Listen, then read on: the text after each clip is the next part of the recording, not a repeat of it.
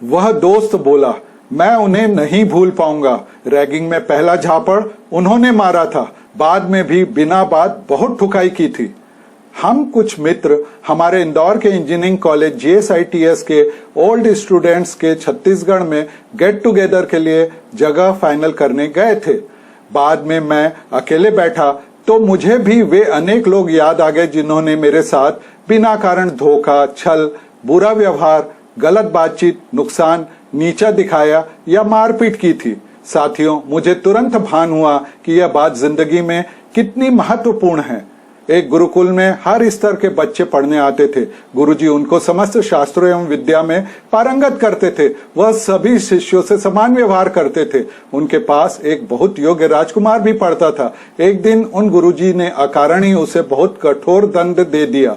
वह राजकुमार उनकी सत्ता को मानते हुए कुछ नहीं बोला, परंतु इससे राजकुमार को केवल उस वक्त ही नहीं बल्कि लंबे समय तक बहुत दुख होता रहा। कुछ वर्षों के बाद वह राजकुमार राजगद्दी पर बैठा। राजा बनने के बाद उसने अपने गुरुजी को महल में आमंत्रित किया। यथोचित आदर सत्कार के बाद राजा ने एकांत में अपने गुरुजी से पूछा, गुरुजी, बरसों पहले मुझे किस अपराध के लिए कठोर दंड दिया था? गुरुजी ने कहा, अपराध तो कोई भी नहीं था तुम्हारा। राजा को और बुरा लगा। उन्होंने कहा, गुरुजी, आप अच्छी तरह से जानते थे कि मैंने कोई अपराध नहीं किया, तो मुझे इतना कठोर दंड क्यों दिया? गुरुजी ने उत्तर दिया, उस समय जब मैंने तुम्हारी बुद्धिमत्ता देखी थी तो मैं जान गया था कि एक दिन तुम अवश्य अच्छे राजा बनोगे। तब मैंने निश्चय किया कि तुम्हें इस बात का ज्ञान होना चाहिए कि किसी व्यक्ति के साथ किया गया अन्याय उसके हृदय को आजीवन मथ सकता है। मैं आशा करता हूं कि तुम किसी व्यक्ति को बिना कारण के कभी प्रताड़ित नहीं करोगे। कितनी अद्भुत सीख दी गुरुजी ने।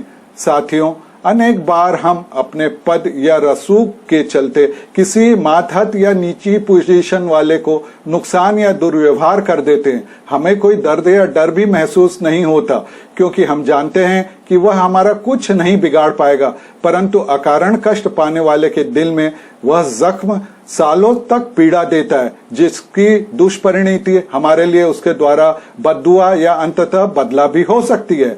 आशा है आप मेरी आज की बात में गहनता से उतरकर अपनी पोजीशन के कारण किए जा सकने वाले निरंकुश व्यवहार में लगाम लगाएंगे और अन्य के सुख चैन में खलल नहीं डालेंगे। यही मेरी सद्भावना, यही मेरी शुभकामना।